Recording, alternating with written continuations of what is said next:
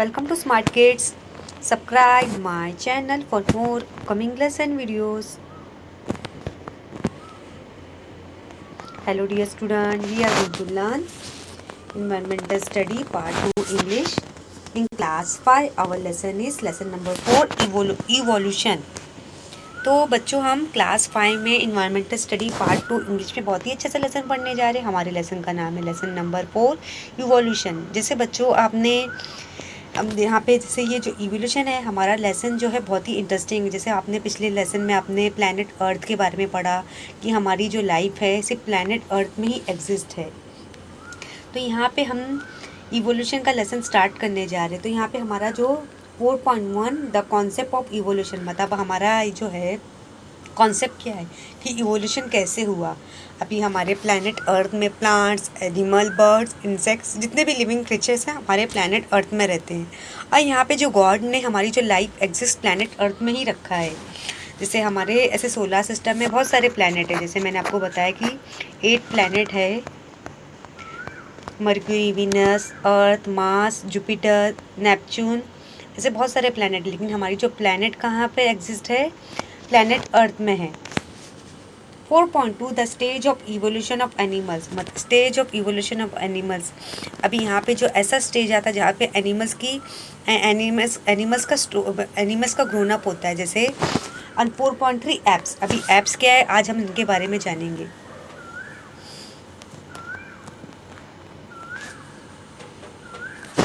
Four point one the concept of evolution. तो आज हम कॉन्सेप्ट ऑफ इवोल्यूशन के बारे में पढ़ेंगे कि व्हाट इज इवोल्यूशन है क्या। The word evolution is generally understood to mean gradual and continuous change. मतलब एक ऐसा इवोल्यूशन है कि जो हमारी लाइफ में लगातार चेंजेस होते रहता है। जैसे हमारी जो कंट्री, जैसे हमारी कंट्री, हम प्लैनेट अर्थ में रहते हैं, लेकिन हमारी जो कंट्री इंडिया जो है प्लैनेट अर्थ में ही है, प्लैनेट अर्थ में ही है। जैसे यहाँ पे जो डे बाय डे चेंजेस आ रहा है। जैसे मैंने बच्चों आपको बताया था कि हम चैप्टर 1 हिस्ट्री पढ़े थे कि हमने ये भी मैंने आपको बहुत ही अच्छा सा एग्जांपल दिया। जैसे हमारी जो कंट्री इंडिया थी पहले ब्रिटिश के अंडर रूल में थी कि हम अंग्रेज़ों की ग़ुलामी कर रहे थे, कि हम आज़ादी से ज़िंदगी गुजारने का हमारा कोई हक ही नहीं था। हम पूरे एक ग़ुलाम बन गए थे। लेकिन हमारे जो नेशनल लीडर्स थे, भगत सिंह, सुखदेव, महात्मा गांधी, लोकमान्य तिलक, उन्होंने डट के मुकाबला किया, हमारी कंट्री इंडिया को आज़ाद करा दिया। मतलब वो हमारी कंट्री इंडिया को आज़ाद कर दिया। तो इस तरह चेंजेस आए। लेकिन जो इवोल्यूशन है वो क्या है, जैसे हमारा जो इवोल्यूशन प्लैनेट अर्थ में हुआ वो भी प्लांट्स एंड एनिमल की लाइफ में चेंजेस आया। Evolution in the plant animal world can be explain in the following manner. अभी जो इवोल्यूशन है, मतलब यहाँ पे जो इवोल्यूशन है हमारी जो लाइफ है, कि हमारी जो लाइफ है वो कैसे प्लैनेट अर्थ में हुई। In the process of survival by adapting to the environmental change, certain internal physical changes occur in some animals of species। मतलब यहाँ पे कैसे चेंजेस आने लगे कि हमारी जो इवोल्यूशन, जैसे planet, animal, birds, insect, microorganism सबका हुआ, कैसे उनका इन्वायरमेंटल चेंज हुआ, कैसा फिजिकल चेंज हुआ, इतने भी स्पीशीज में कैसा बदलाव आया। Over a period of time, these internal changes become inherited characters seen in the on all the following generation। मतलब जैसे जैसे बदलाव आया कि कैसे जो भी थे, प्लांट्स थे, एनिमल्स थे, बर्ड्स, इंसेक्ट, कैसे वो प्लैनेट अर्थ में आए। Thus a new species with characteristic different from the original may be created। अभी यहाँ पे जो भगवान, जो गॉड ने तो सारे एनिमल्स को बनाया, ह्यूमन बींग को बनाया, बर्ड्स को बनाया, इंसेक्ट को बनाया, उन्होंने पूरे वर्ल्ड को बनाया। तो यहाँ पे आपको वेरियस ऑफ स्पीशीज नज़र आ रहे हैं। जैसे आज हमें ये स्पीशीज देखने को नहीं मिलते। तो यहाँ पे देख रहे हो वेरियस स्पीशीज ऑफ डायनासोर। आप देख रहे हो ये डायनासोर, मतलब डायनासोर एक ऐसा क्रीचर जो आज हमें नज़र नहीं आता। जैसे हमें बहुत सारे प्लांट्स देखने को मिलते हैं, वैरायटी टाइप्स ऑफ प्लांट, बहुत सारे animals, domestic, wild, aquatic animals हमें बर्ड्स देखने को मिलते हैं, इंसेक्ट देखने को मिलते हैं। लेकिन जो हमारा जो डायनासोर ऐसा एनिमल है कि मतलब उसकी जनरेशन आगे बढ़ी ही नहीं। मतलब हमने तो कभी नहीं देखा। ऐसा बोलते तो था हमारे प्लैनेट अर्थ में ये बॉर्न हुआ था।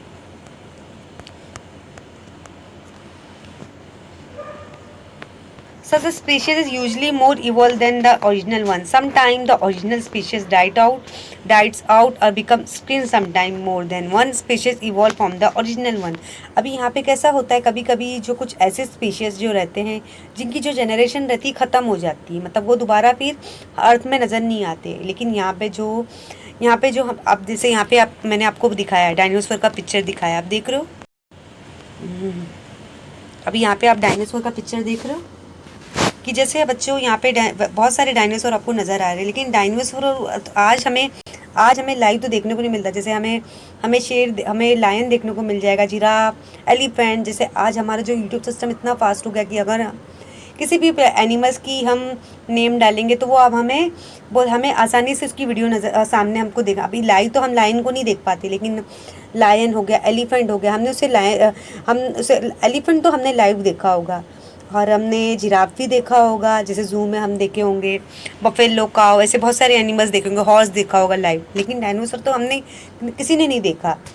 तो sometime the original species died out और become extinct, sometime more than one species evolve from the original one. The first scientist to give us a systematic explanation of the concept of evolution was the Charles Darwin। अभी यहाँ पे जो dinosaur की जो generation थी, मतलब उसकी species क्या थी, ख़त्म हो गई।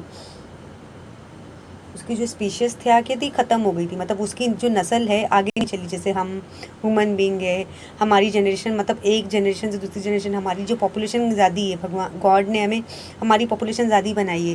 लेकिन बच्चों आपने प्लांट्स देखा होगा, एनिमल्स देखा होगा, बर्ड्स देखा होगा, इंसेक्ट देखा होगा, उनकी भी पॉपुलेशन ज़्यादा है। लेकिन हमने डायनासोर को तो नहीं देखा।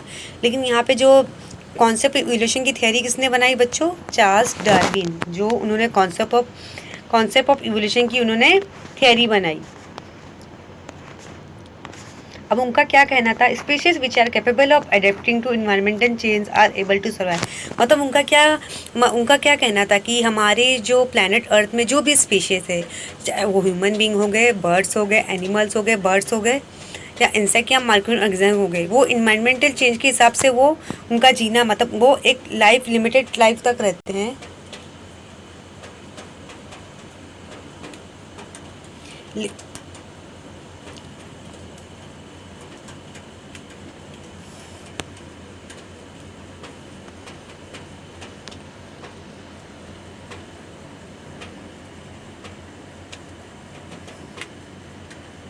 एक लिमिटेड लाइफ तक जीते, जब तक उनकी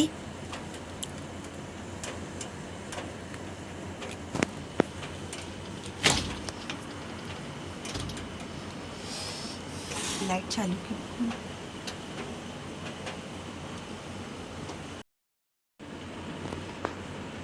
अभी यहाँ पे जो डार्विन थे, चार्ल्स डार्विन, उनका क्या मानना था, उनका ये मानना था कि मतलब ये जो प्लैनेट्स में, मतलब अर्थ में जितने भी स्पीशीज है, मतलब उनकी एक लिमिटेड लाइफ है, मतलब उनका एक लाइफ स्पैन है। मतलब वो जितने दिन तक वो जी सकेंगे, जैसे कोई भी स्पीशीज, चाहे वो एनिमल हो, बर्ड्स हो, इंसेक्ट हो। लेकिन उनका क्या मानना था कि इन्वायरमेंटल चेंज के हिसाब से ये जो स्पीशीज है वो ख़त्म हो जाएगी। In ancient time, there were many species of type of animal called dinosaur. Dinos in Greek means terrible and also means lizard or reptile. Dinosaur means a terrible lizard. अभी यहाँ पे जो एशियन टाइम, बहुत ज़माने की बात है, जब हम भी बॉर्न नहीं हुए थे, जैसे ह्यूमन बींग भी जब प्लैनेट अर्थ में नहीं आया था, ऐसे बहुत सारे एनिमल्स मतलब बॉर्न नहीं हुए थे, जब चाहे वो डोमेस्टिक हो गए, एनिमल्स हो गए, बर्ड्स हो गए, इंसेक्ट, वो भी बॉर्न नहीं हुए थे। लेकिन जब यहाँ पे डायनासोर जब प्लैनेट अर्थ में आया, मतलब उसका नाम क्या था, डायनासोर। डायनोस मतलब ये ग्रीक वर्ड है, डायनोस मीन्स ग्रीक, और मीन्स टेरिबल, मतलब बहुत ही हॉरिबल। जैसे हम लिजर्ड को देख के कैसे डर जाते हैं, कॉकरोच को देख के हम कैसे डर जाते हैं, मतलब लिजर्ड के जैसा है, लेकिन वो रेप्टाइल है, रेंगते रहता है। Dinosaur means a terrible lizard. अभी डायनासोर का मतलब क्या होता है, एक टेरिबल लिजर्ड आपको नज़र आ रहा है, जैसे आपको लिजर्ड को देख कर आपको डर लगता होगा। Some of this dinosaur are enormous in size, मतलब कुछ ऐसे डायनासोर का आपको शेप नज़र आ रहा है, काफ़ी अजीब नज़र आ रहा है। आप ये देख रहे हो डायनासोर का शेप काफ़ी हमें अजीब नज़र आ रहा है, जैसे ये कंगारू के जैसा दिख रहा है ये। हाँ, ये देख रहे हो, मतलब ये डायनासोर की वेरियस मतलब स्पीशीज है। It appear that this species of enormous dinosaur suddenly become extinct. मतलब ये हमें कैसा पता चला कि इतने अजीबो गरीब जो डायनासोर की पिक्चर आपको नज़र आ रही है, अचानक हमारे प्लेनेट अर्थ से कहाँ गायब हो गए। आज उनका नामो निशान नहीं है हमारे प्लेनेट अर्थ में। ये कैसे हो सकता है? Some sudden natural disaster or environmental change is believed to be responsible for the extinction. Fossil of dinosaur with wings have been discovered. अभी यहाँ पे जैसे हमने नेचुरल डिज़ास्टर, जैसे कभी कभी कुछ ऐसा तूफ़ान आता, जैसे बच्चों आपने देखा होगा कि आजकल रिसेंटली बहुत सारे कंट्री में, सिटी में साइक्लोन आ रहा है, फ्लड आ रहा है, अर्थक्वेक आ रहा है, जैसे जलजला आ रहा है, तूफ़ान आता है या कोई ऐसी सुनामी आती, तो हमारी जो कुछ हमारे बहुत सारे लोगों की जान चली जाती, बहुत सारे लोगों की डेथ हो जाती, किसी का घर बार जो रहता है, बिल्डिंग फ्लैट सब कुछ तबाह बर्बाद हो जाता है। तो यहाँ पे जो हमारा यहाँ पे जो चार्ल्स डार्विन का क्या कहना है कि क्या हमारे प्लैनेट अर्थ में कुछ ऐसा इन्वायरमेंट चेंज बदलाव आया जिससे हमारी जो डायनासोर की जो स्पीशीज़ थी, जो उसकी पॉपुलेशन थी, डायनासोर की स्पीशीज़ ख़त्म हो गई। It is believe that some species of 2 leg wing and dinosaur evolve into birds. अभी आपने देखा होगा कि हमारे प्लैनेट अर्थ में आपको बहुत सारे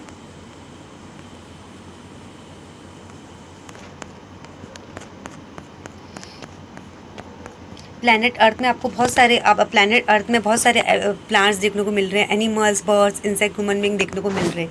लेकिन यहाँ पे उन्होंने क्या बोला, चार्ल्स डार्विन का क्या कहना है कि जैसे कभी कभी हमारे लाइफ में ऐसे इंसिडेंट आते हैं, जैसे मैंने आपको बहुत ही अच्छा सा एग्जाम्पल दिया, कभी अर्थक्वेक आता है या कभी साइक्लोन आता है या फ्लड आता है, ऐसी सुनामी आती है या कोई जैसे कुछ ऐसा तूफ़ान आता है जिससे हमारी जिससे हमारी बहुत सारे लोगों की जान चली जाती है, उसमें बच्चे, बूढ़े, जवान, एनिमल सब मारे जाते हैं। लेकिन उन्होंने देखा कि हमने अपने इन्वायरमेंट में, प्लैनेट में, अर्थ में बहुत सारे एनिमल्स देखे होंगे जिनके 2 लेग्स है, जैसे बर्ड्स के 2 लेग्स होते हैं और जो एनिमल्स होते हैं उनके 4 लेग्स होते हैं, और यू आर ह्यूमन बीइंग, हमारे 2 हैंड्स होते हैं, 2 लेग्स होते हैं। तो आपने देखा कि ये क्या एनिमल्स जो डायनासोर था वो क्या बर्ड्स में कन्वर्ट हो गया। अब यहाँ पे आप देख रहे हो स्केलेटन ऑफ डायनासोर की आप पिक्चर देख रहे हो कि उसका जो ढांचा कैसा था। अभी यहाँ पे किसी को जब वो डायनासोर कभी कभी वो ज़मीन खोदते हैं या मिट्टी खोदते हैं तो उन्हें डायनासोर का ढांचा उन्हें नज़र आता है। जैसे मैंने बच्चों आपको दिया था कि पहले पुराने ज़माने में लोगों के पास कीमती सामान रखने के लिए तिजोरी या लॉकर बैंक सिस्टम नहीं था, तो लोग कहाँ अपना जो ज्वेलरीज थी, जो कीमती सामान, हीरे जवाहरात, जो भी गोल्ड हो गया, डायमंड हो गया, वो कहाँ छुपाते थे? ज़मीन के अंदर दफनाते थे। लेकिन यहाँ पे आप देख रहे हो बच्चों, यहाँ पे आप देख रहे हो कि यहाँ पे बहुत सारे लोगों ने सर्च किया, जब वो ज़मीन खोदते तो उन्हें किसकी हड्डी नज़र आती है? डायनासोर की हड्डी नज़र आती है।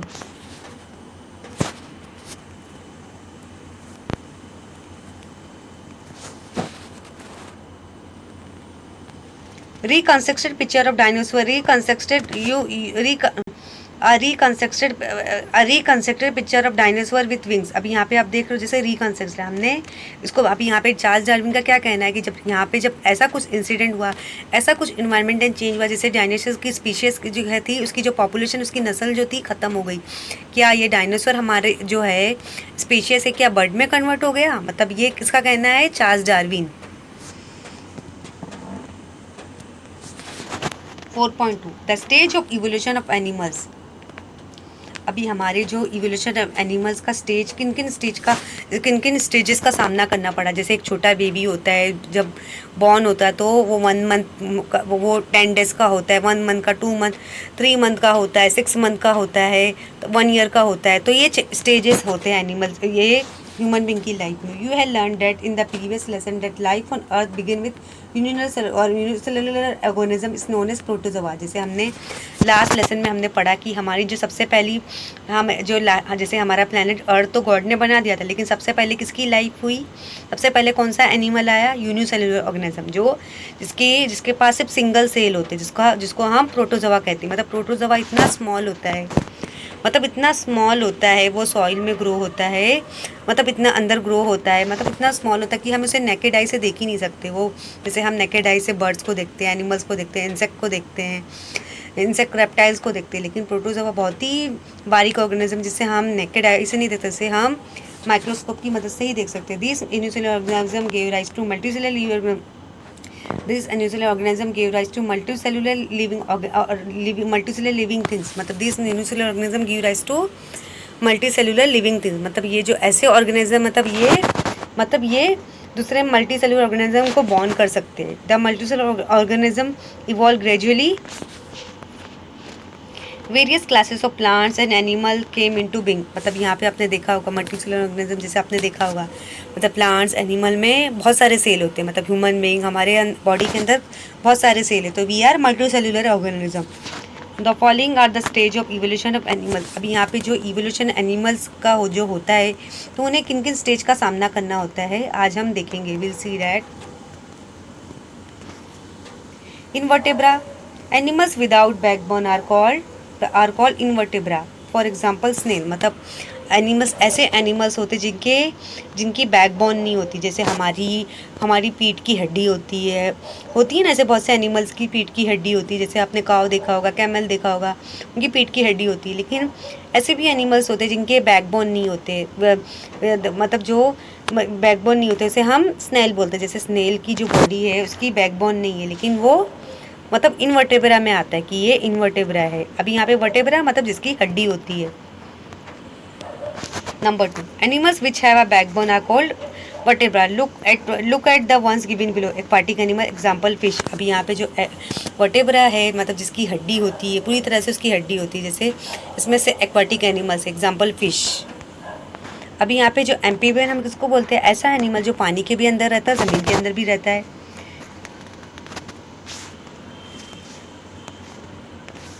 Animals which live in water and also on land for example a frog, मतलब ऐसा एनिमल जो पानी के अंदर भी रहता है और ज़मीन के अंदर भी रहता है, मतलब उसे एनिमल को हम क्या बोलते हैं, frog.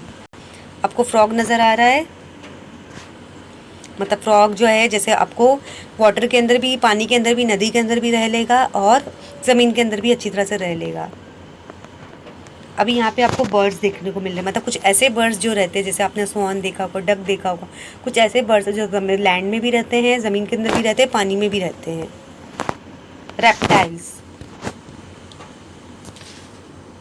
Reptiles which crawl for example a snake, मतलब जो रेप्टाइल्स हम किसको बोलते हैं, जो रेंगता है, यहाँ पे रेंगता है, तो यहाँ पे जो रेप्टाइल्स है तो क्या है, ये रेंगता है। तो आपने स्नेक देखा होगा, स्नेक मतलब रेंगता है।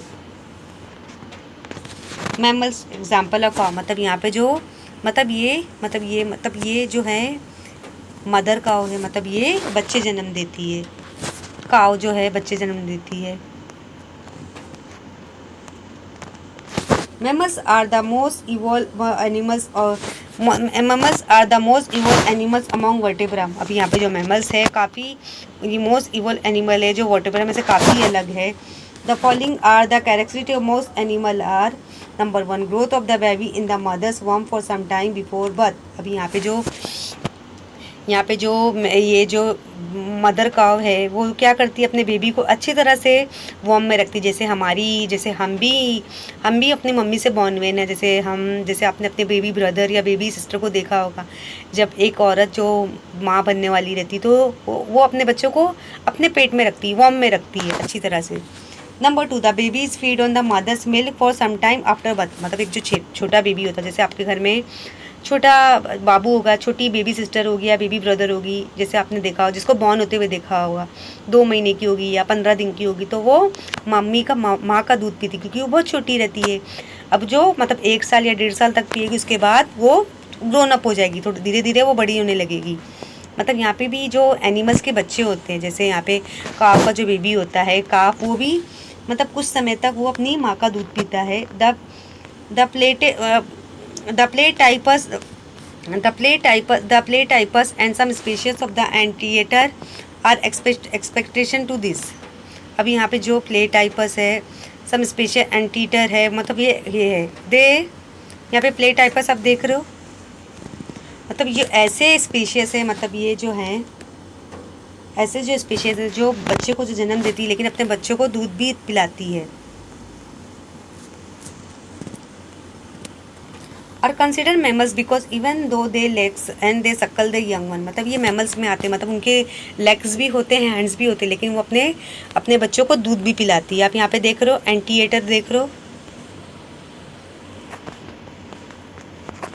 एंटीएटर जो है अपने बच्चों को अच्छी तरह से दूध पिलाती है। एप्स, अभी यहाँ पे एप्स क्या है, apes are somewhat like human in appearance. अभी यहाँ पे जो एप्स हम किसको बोलते हैं, जो इंसानी शक्ल का नज़र आता है, जो ह्यूमन बींग की तरह इसके स्ट्रक्चर हो। The most lively on they most lively on trees. These species of ape which continue to live on trees retain the original ape-like form. अभी यहाँ पे जो एप्स हमने क्या, यहाँ पे जो डार्विन्स ने क्या बोला है कि जो एप्स हम किसको बोलते हैं, जो इंसानी शक्ल का नज़र आ, जो बिल्कुल ह्यूमन बींग की तरह हैबिट्स करता हो, हरकत करता हो, चलता फिरता हो और पेड़ पर रहता हो। मतलब इनका जो रहता है, मतलब ये ज़्यादातर पेड़ों पे रहते हैं।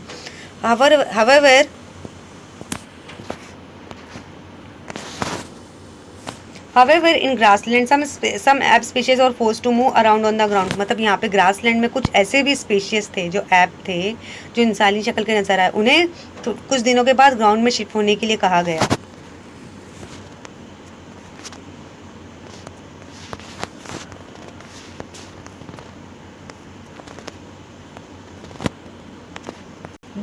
These species evolved gradually in time, give rise to the human species. मतलब ये जो species थे, मतलब उन्हें थोड़ा टाइम दिया गया, उन्हें ह्यूमन स्पीशीज, मतलब वो धीरे धीरे फिर ह्यूमन बींग में कन्वर्ट हो गए।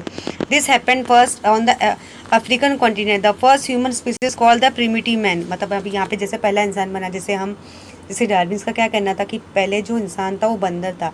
जैसे आपने मंकी को देखा होगा, चिंपैंजी या भालू को देखा होगा, उसके थोड़े थोड़े जो स्ट्रक्चर रहते हैं, कुछ ऐसी हैबिट्स है जो इंसानों से थोड़ी थोड़ी मिलती है। तो मतलब जो हमारा जो पहले ह्यूमन बींग कैसा था, प्रिमिटिव मैन था, मतलब वो पूरी तरह से आदमी नहीं बना था। Primitive means the first.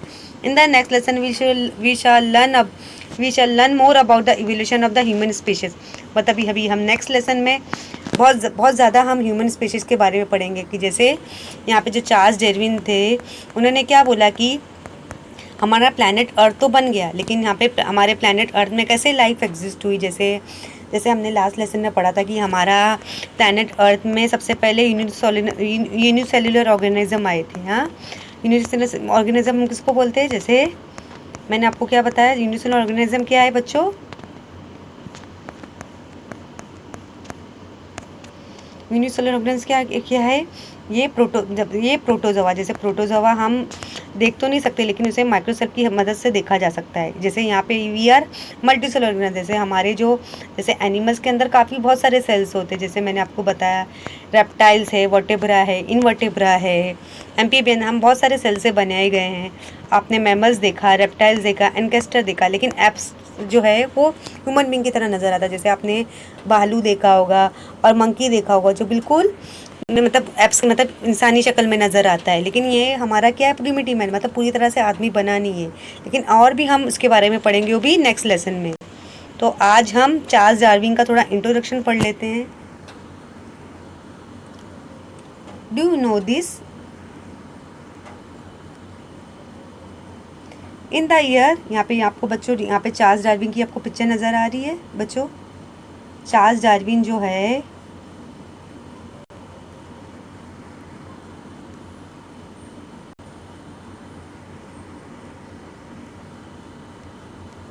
Charles Darwin है जो 1809 में बॉर्न हुए और डेथ 1882 में उनकी डेथ हुई। In the year 1859 Charles Darwin propose his theory of evolution, his book on the origin of species. अभी यहाँ पे 1859 मतलब जब हम भी बॉर्न नहीं हुए थे, चाहे हमारे पेरेंट्स होंगे, नहीं हमारे ग्रैंड पेरेंट्स बॉर्न नहीं होंगे, बहुत सालों की बात है, 100 साल 200 साल की पहले की बात है। मतलब उन्होंने जब यहाँ पे मुगल वगैरह भी नहीं आएंगे, जो कि उनकी किंगडम भी नहीं होगी, राजा महाराजा की भी हुकूमत नहीं हुई होगी। मतलब यहाँ पे बहुत सालों की बात है जब चार्ल्स डार्विन ने सर्च की। मतलब ये एक साइंटिस्ट है, उन्होंने एक थियरी बनाई, वो भी इवोल्यूशन के ऊपर, मतलब on the origin of species. Before Darwin, the scientist Charles Linnaeus had introduced his method of classifying animals. He expressed the opinion that going to by the structure of the body. Before the scientist Charles Linnaeus had introduced the method of classify, he had expressed the opinion that going the structure of the body, the human species, some appear to be related.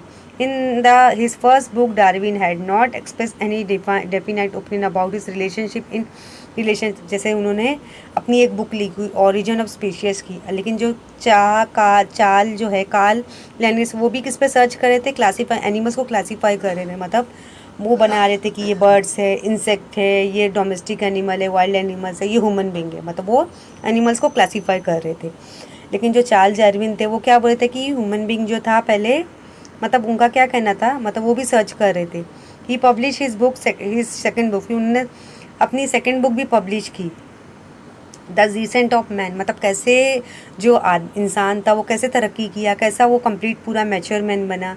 In this book he draw attention to the fact that even those human do not have tails, that the last bone of the spine, the last bone of the spine of the vestige of tail, मतलब वो कहते थे कि पहले human being की तो tell भी नहीं थी। जैसे वो उनका मानना था कि इंसान पहले बंदा था। जैसे आपने मंकी को तो देखा होगा, मंकी के हैंड्स होते, लेग्स होते, लेकिन वो भी कुछ ऐसी जंपिंग करता है, कूदता है, जंपिंग करता है, होपिंग करता है, कुछ कुछ ऐसे फ़नी करता है, कुछ कुछ ऐसे इंसिडेंट करता है जैसे वो ट्रीज़ पर रहता है। लेकिन कुछ कुछ उसके जो स्ट्रक्चर है, कुछ कुछ ऐसा फीचर्स जो ह्यूमन बींग से मिलते हैं। He also note that some other non function और necessary structure in the human body such as the wisdom teeth are indicator of the process of evolution. जैसे उन्होंने टीथ के बारे में सर्च किया, विजडम टीथ जैसे अक्लमंदी का जो दांत होता है, जैसे आपने देखा होगा हर एनिमल्स के टीथ होते हैं। लेकिन उन्होंने क्या बोला, जो मंकी के अंदर जो चालाकियाँ होती है वो चालाकियाँ थोड़ी हमारी ह्यूमन बींग के अंदर भी है।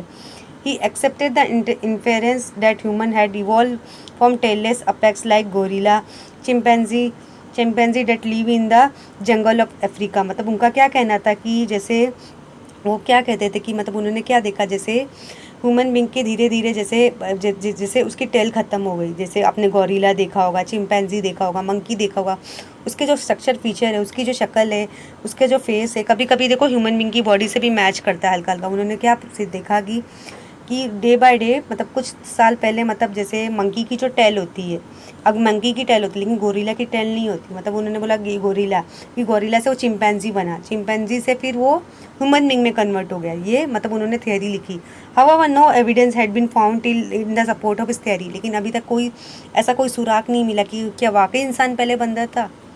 क्या बच्चों आपको ऐसा लगता है हम पहले मंकी थे? जैसे ये चार्ल्स डार्विन का कहना है कि इंसान पहले क्या था बच्चों, मंकी था। जैसे मंकी की टेल होती है और उसके बाद फिर वो गोरिल्ला बना, गोरिल्ला के बाद वो चिंपैंजी बना, चिंपैंजी के बाद वो फाइनली क्या बन गया, ह्यूमन बींग। लेकिन अभी तक उसका कोई एविडेंस नहीं निकला है कि हम पहले बंदर थे। मतलब गॉड ने हमें क्या वाकई बंदर बन, नहीं, गॉड ने we are human being. The necessary evidence become available only in the 20th century. लेकिन कुछ ऐसे सुराग जो नज़र आए वो भी 20th सेंचुरी में नज़र आए कि बहुत से साइंटिस्ट थे जो वाकई सर्च करते कि वाकई इंसान पहले बंदर था, पहले मंकी बना, मंकी के बाद वो गोरिल्ला बना, गोरिल्ला के बाद चिंपैंजी बना, फिर ह्यूमन बींग बना। क्योंकि इसके अंदर जो विजडम टीथ होते हैं बंदरों के जो होते हैं और गोरिल्ला चिंपैंजी के होते हैं, वो काफ़ी उनकी शक्ल इंसानों में भी मिल पाई जाती है। तो आई होप आज का जो लेसन था, लेसन नंबर 4 इवोल्यूशन, आपको अच्छे से समझ में आ गया हो। Thank you.